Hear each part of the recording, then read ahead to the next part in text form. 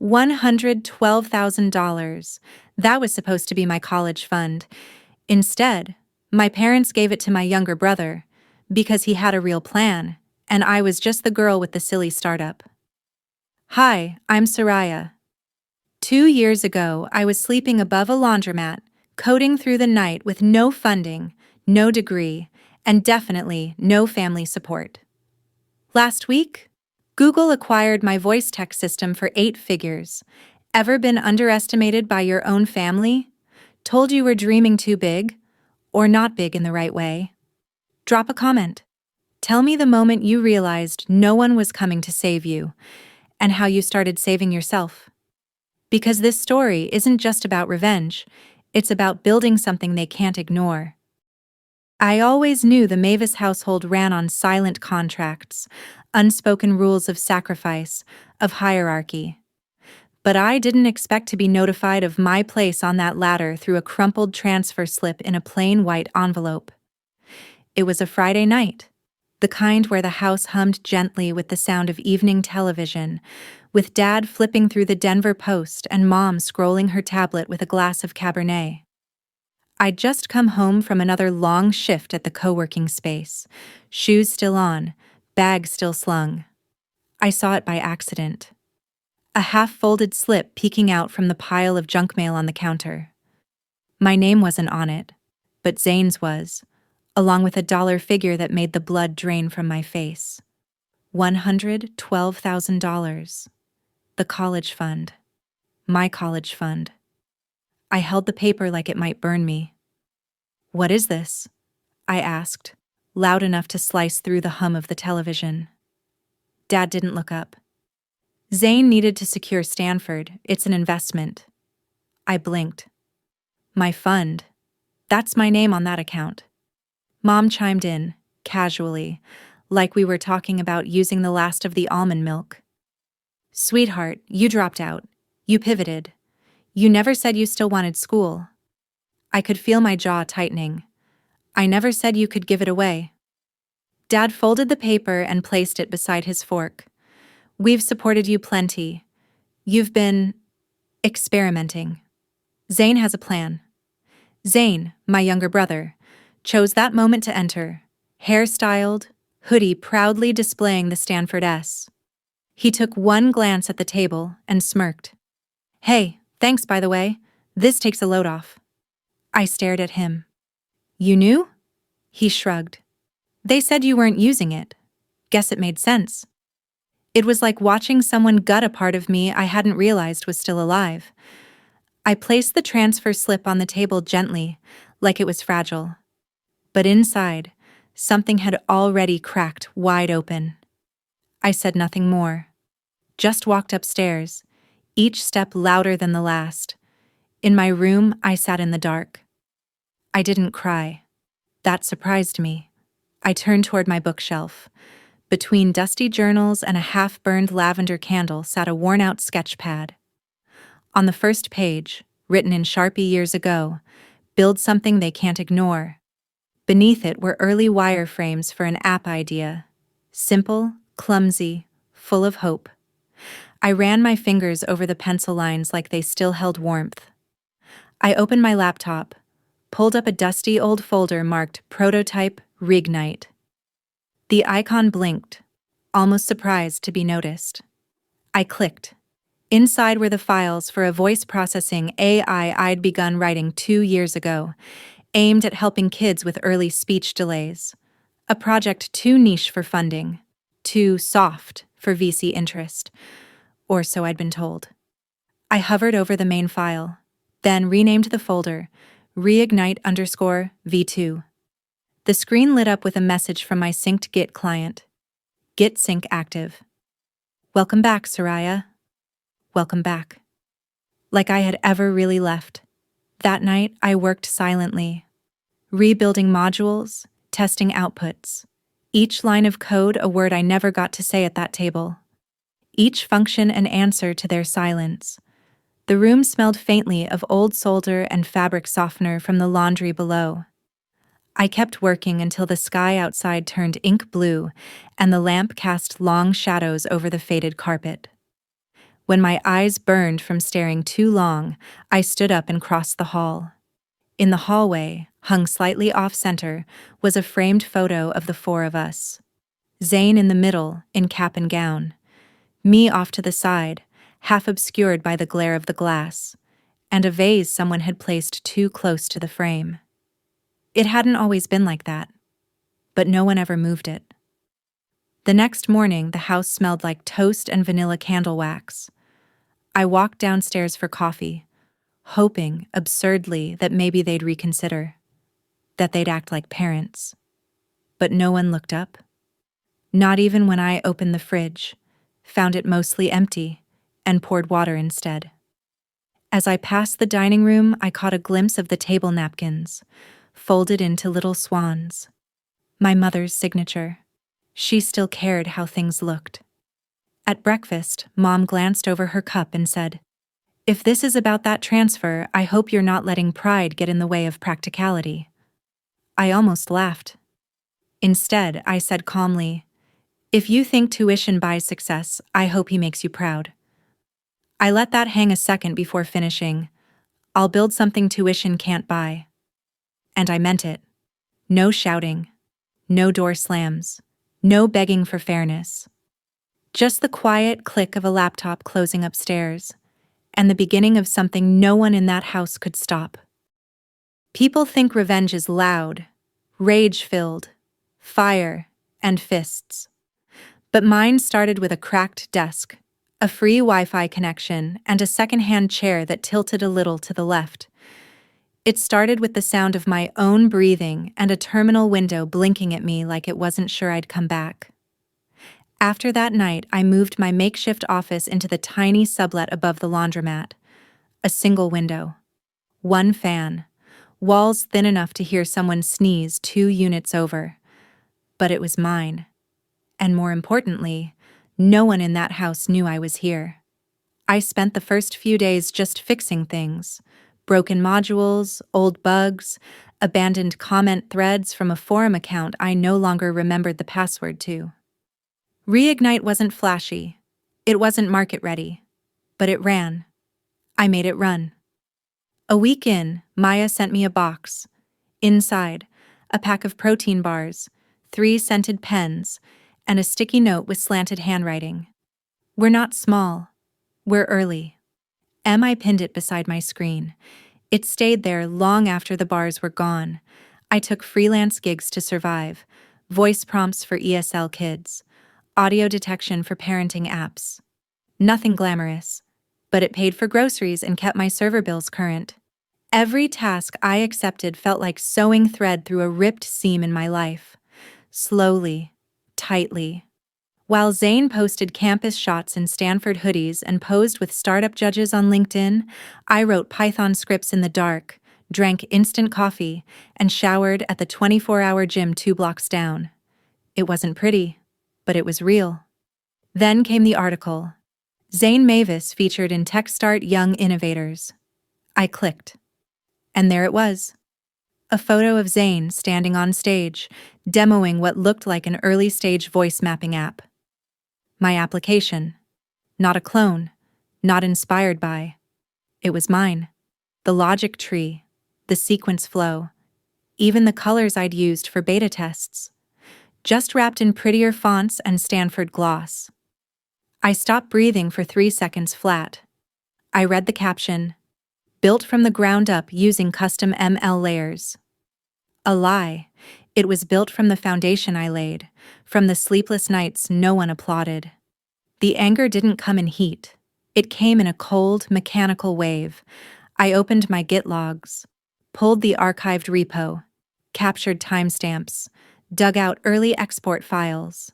Then I opened my inbox and quietly submitted a report to Startup Showcase. No shouting. Just attachments.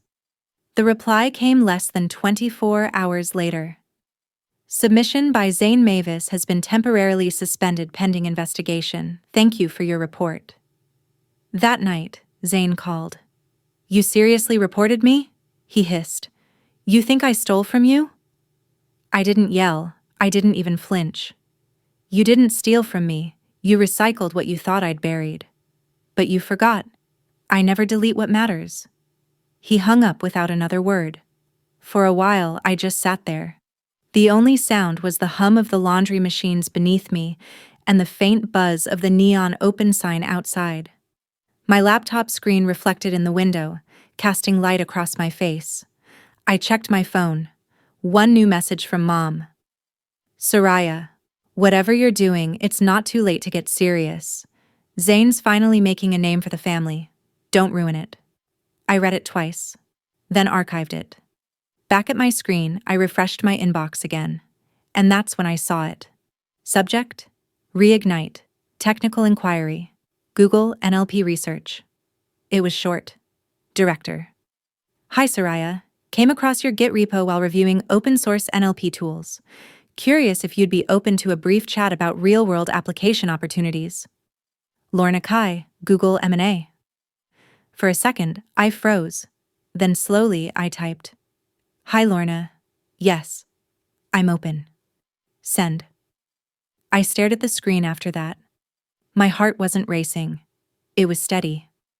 Outside, it had started raining, barely more than a drizzle, but it tapped gently against the glass, the kind of sound that makes everything feel slower. I stood up, stretched, and walked toward the tiny bulletin board I'd stuck above my desk. Amongst scattered post-it notes and diagrams, I pinned a fresh one. Break them gently. Or not. Maya's message. I smiled, just barely. Then I added another note beside it. 3 words. They'll know soon. There's a very specific silence that happens before everything changes. It's not dramatic, not cinematic, just a click, a flicker, a line of text in an email that reads, Let's talk about what you've built. The morning after Lorna's message, I spent an hour just staring at my reflection in the cracked microwave above the mini fridge. Then I got to work. I had 3 days before the scheduled video call with her team at Google M&A. 3 days to prove I was more than a random GitHub account with decent code. 3 days to make it impossible for them to doubt what Reignite really was. I didn't sleep much.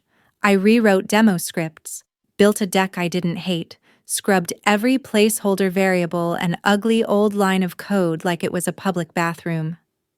I pinged Maya for help with the UI polish. She sent back an entire fresh wireframe in 12 hours flat, then texted, Make them regret not finding you sooner. Beside that message, she attached a scan of one of our old post-it notes from college. Prototypes don't need permission, just pressure. I pinned it to the wall above my desk. I booked a booth at a shared co-working space across town. It cost more than I was comfortable with, but it had what my laundry box didn't. Lighting, silence, fiber optic internet, and a door that locked. The morning of the call, I wore my cleanest white button-up, tied my curls back low, and put on mascara for the first time in months. The booth was small, windowless, but the light above me was steady, and I had tested the mic twice.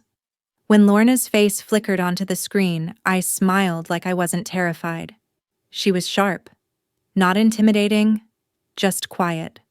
Focused. She asked if I could walk her team through Reignite's voice recognition engine. I nodded. Then I did it. Line by line, module by module. I explained how I'd trained the natural language processor on a hybrid corpus of pediatric speech, how I'd designed the prediction model to adjust based on clarity patterns over time, how I'd built all of it, alone. Where did you test it? One of the engineers asked. I didn't flinch. Trial and error, plus 20 toddlers on Zoom and 1 very patient daycare assistant. Lorna cracked a smile at that. They asked about edge cases. I answered without blinking. I didn't mention the sleepless nights, or the 100 times I almost quit, or the time I coded through food poisoning because my AWS trial was about to expire. They didn't need to hear pain. They just needed to see results. The fluorescent light buzzed faintly overhead. In the background, someone was printing a legal brief on the shared printer. I kept my eyes on the lens. 47 minutes later, Lorna said, "This is solid. Very solid. We'll be in touch soon, on the business end." When the call ended, I didn't jump or scream. I just closed my laptop slowly, leaned back in the chair, and stared at the acoustic ceiling tile with the thumbtack hole. For the first time in years, I felt still. Then came the aftershock. A message from Mom. Short, unsmiling. "Zane's getting press invites. Can you please not stir things up right now? We're finally stabilizing as a family." The same voice that once told me, when I stayed up building my first chatbot at 16, "It's cute you have hobbies, but girls like us should learn to be indispensable at home first." She'd said it while folding napkins for a charity brunch. I still remember the scent of her hand lotion and the way she smiled as she said it, like it was helpful. I didn't reply. Not then. Not anymore. I turned off my phone. That night, Maya met me at a little Thai place near the train tracks. She showed up in an oversized hoodie, hair messy, carrying a 6-pack of LaCroix and a bag of veggie fries. "I knew it," she said. "I knew they'd bite." She handed me a folded napkin with a new note. "Next step. Profit. Then destroy." "Just kidding, mostly." I laughed. "Only if you still design the dashboard." We clinked. After dinner, I walked home under street lamps that buzzed like mosquitoes. I let the cold air clear my head. Back in my room, I sat cross-legged on the mattress and reopened my email. There it was. Subject: Preliminary Acquisition Proposal. Confidential from Lorna Kai, Google. I clicked. My hands shook a little. Inside was a short letter and an attached document. They were offering to acquire the Reignite core system. Not the name, not the brand. The architecture. They offered 8 figures. I read it twice. Then I stood up and walked across the room. There was a box in the corner I hadn't opened in over a year. Inside, a few printed screenshots of old rejection emails, one from a mentor who said, "You're not quite technical enough for founder-level leadership." I set them aside, slowly. Then I took the Post-it from Maya and stuck it on top. I thought of Dad, slicing roast at the dinner table, saying, "This startup thing, it's a phase, you'll come around." I thought of Mom, holding her wine glass, saying, "You need something respectable. Real work." And Zane, chuckling, "She's cute when she tries to be technical." That's what they thought. And this is what they'd never see coming. The first headline came while I was brushing my teeth. Google acquires AI voice system built by solo developer Soraya Mavis. I nearly dropped my toothbrush. Then I laughed. Not the manic kind, just a breath of disbelief finally let go. By the time I finished rinsing, there were 5 more. TechCrunch, Wired, Forbes, Fast Company, even a repost on CNN Business. All of them had my name. Not Zane, not Mavis family, just me. The article on TechCrunch opened with, "Former underdog Soraya Mavis shocks Silicon Valley with 8-figure AI acquisition, without a college degree or VC support." I stared at it for a full 10 minutes. Then I took a screenshot and sent it to Maya with no caption. She replied with 15 flame emojis and, "Told you. Spa camp just got upgraded. Also, wear something evil and elegant to the gala." I smiled and turned off notifications. Across town, in the house I no longer called home, I imagined the scene. Dad folding the paper, Mom stirring coffee, Zane scrolling, and then freezing. It didn't take long. The group chat dinged. "Mom, why didn't you tell us?" Zane, "Are you serious? This is everywhere." Dad, "You should have said something before the press ran with it." Mom, "This is a family matter too, Soraya." Family. The word used to warm me. Now it just made my throat itch. I thought about a Thanksgiving 5 years ago. Zane had just gotten into Stanford. The table buzzed with praise. Dad toasted him with aged scotch. I'd just won second place at a statewide high school AI comp. Mom's only comment had been, I hope you didn't miss too much class for that robot thing. Robot thing. That's what she called what I'd stay up building for 3 nights straight while sick. My inbox buzzed again. Media requests, podcasts, interviews, speaking engagements, LinkedIn connection requests from people who used to ignore my resumes. I ignored most, replied to 2. Then came the call. Hi, Soraya. This is Elise from the Female Founders Gala team. We'd love to honor you this year as one of our keynote guests. We've already sent an invitation to your listed family members. We assumed they were still in touch. Of course they were. PR Gold. Sounds great, I said, steady. Happy to attend. Would you like to bring someone to introduce you? I paused. Number? The story speaks for itself. The next morning, I found a thick white envelope in my mailbox. Inside, formal invitation cards edged in gold, a black velvet ticket holder, and the words, Soraya Mavis, honoree. There was a second envelope, smaller, addressed to the Mavis family. I put both on the counter, took a picture, then dropped the second one into the recycling bin. The click of cardboard landing was louder than expected. Later that day, I found myself rearranging the tools on my workspace wall. Maya walked in holding iced coffee and handed me a fresh Post-it. Build louder, smile less. I pinned it up next to an older one. Legacy isn't what they give you. It's what they can't take back. We stood in front of the window, watching the sky blur into soft indigo. She was prototyping a nonprofit dashboard. I was drafting a grant fund for underrepresented girls in STEM. Quiet firework work. Neither of us spoke for a while. Then she looked up. You know they're going to show up to the gala like it's their redemption arc, right? I nodded. They can show up. She raised an eyebrow. They just won't own it. Later that night, I scrolled through Instagram. Zane had posted nothing for 24 hours. Unusual. Then I found it. A tagged story from someone at Stanford. Zane, in the background of a panel. Arms crossed, tight smile. Underneath, guess who's not the Mavis in the headlines today? I almost felt bad. Almost. A message came through from Mom. We got the gala invite. Zane's tux still fits. I assume this means we're all attending? No question mark. Just assumption. I didn't reply. I walked over to my desk, pinned the TechCrunch headline printout to the corkboard. Then I did something I hadn't done in years. I opened my bottom drawer, pulled out a small wooden box lined with dark felt. Inside was a chain I'd stopped wearing the night I left home. A small pendant, shaped like a neural net node, gifted to me by a teacher who once said, "They won't see you coming, so make sure they can't look away."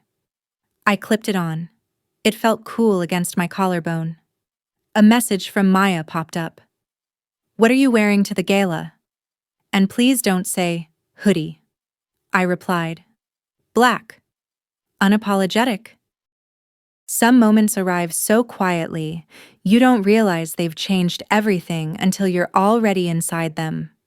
The night of the gala was one of those. The air was sharp, cool against my collarbone as I stepped out of the car. The Metropolitan Arts Hall shimmered under low golden lighting. People in silk gowns and sharp suits drifted past me like waves, confident, curated. I didn't wear anything flashy. Just a sleek black dress, clean lines, no jewelry, but the small neural node pendant tucked discreetly under the collar.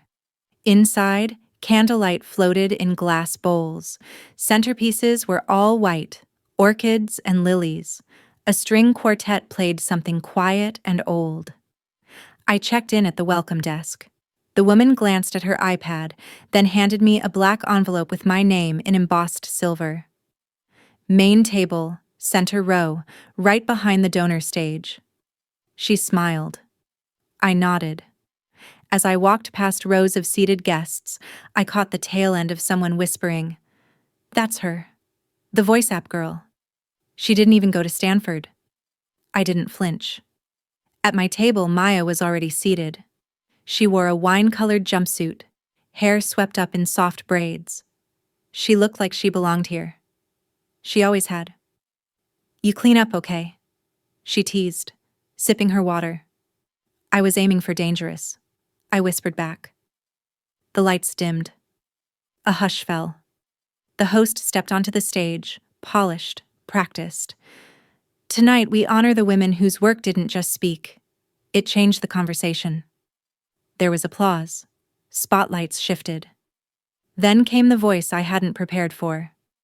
"Introducing our next honoree, Soraya Mavis, will be her brother, Zane Mavis, an entrepreneur and advocate for tech access in education."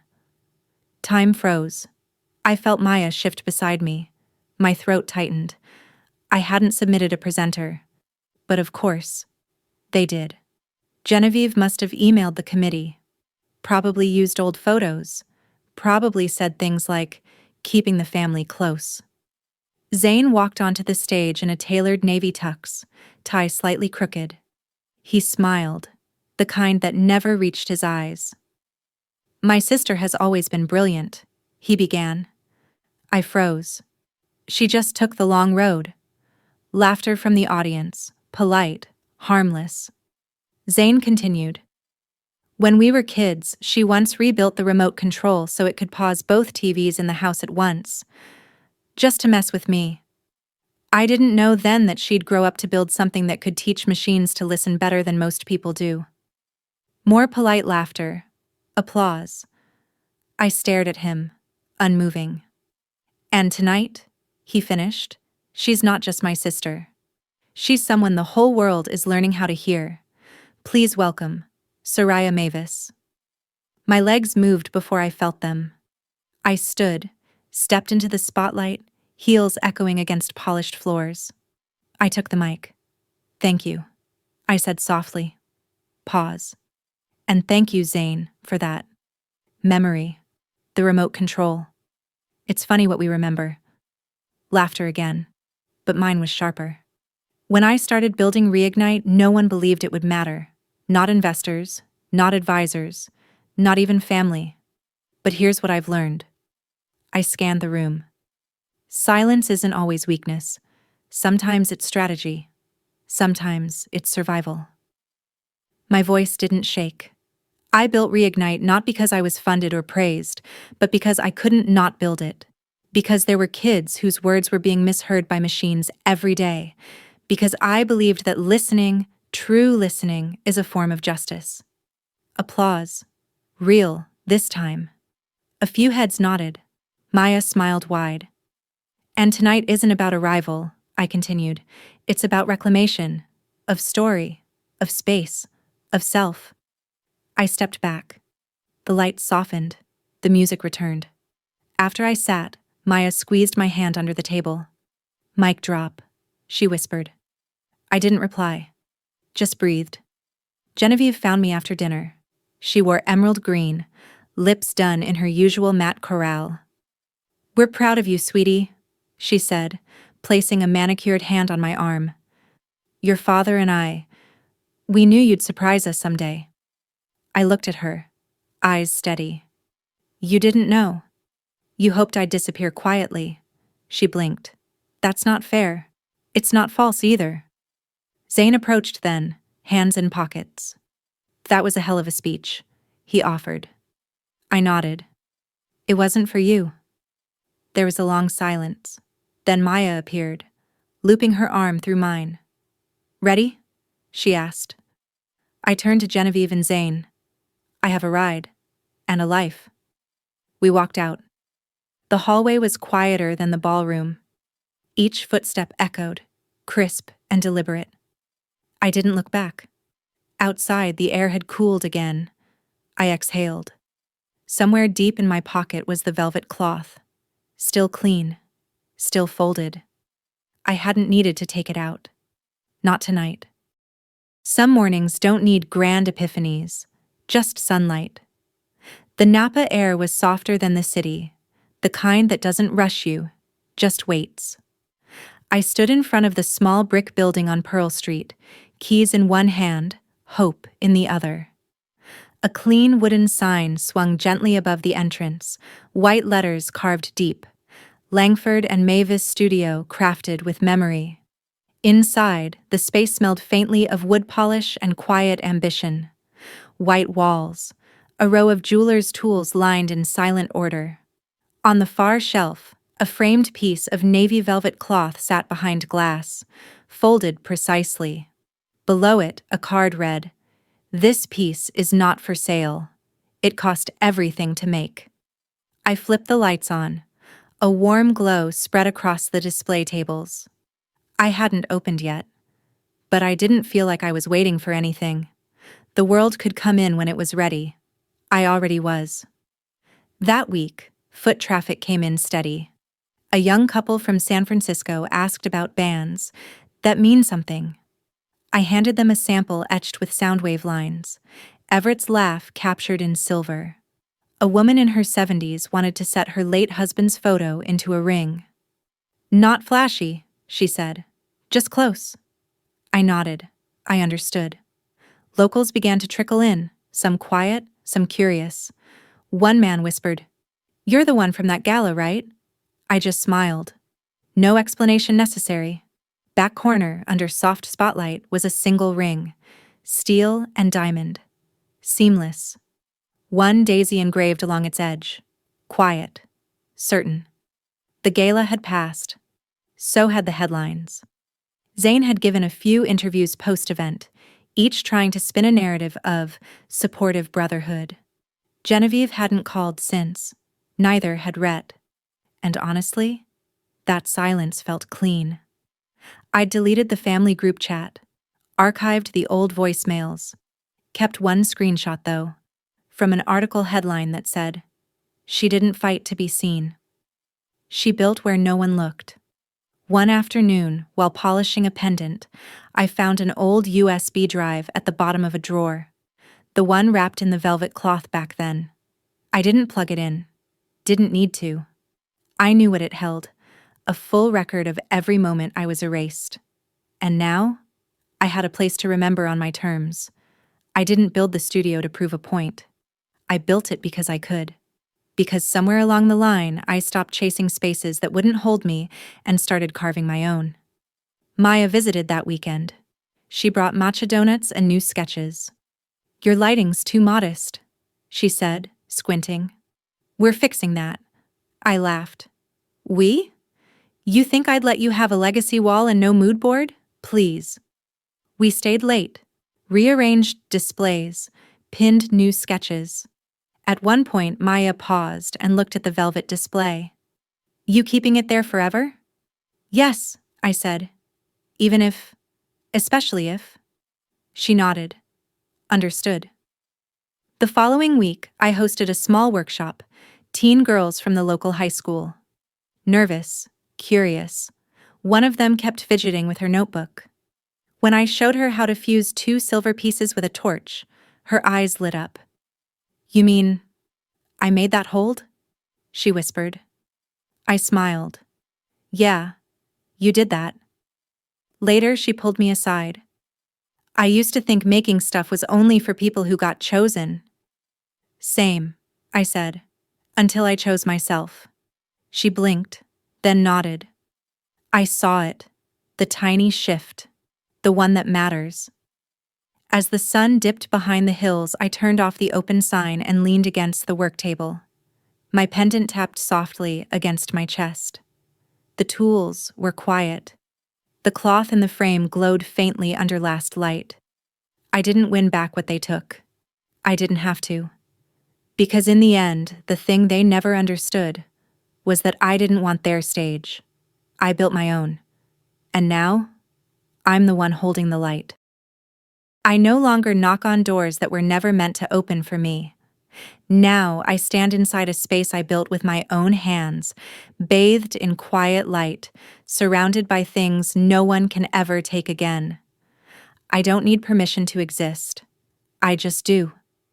What I've learned is this: You don't always reclaim what was stolen. Sometimes you build something greater, something they were never brave enough to dream of. Silence doesn't mean defeat. Sometimes it's power. And when you rise for yourself, those who tried to erase you will shrink from the light they didn't create. What about you? Have you ever lost something that mattered, only to realize you were the one worth protecting all along? Share your story in the comments. Don't let your voice disappear. We're here, and we're listening.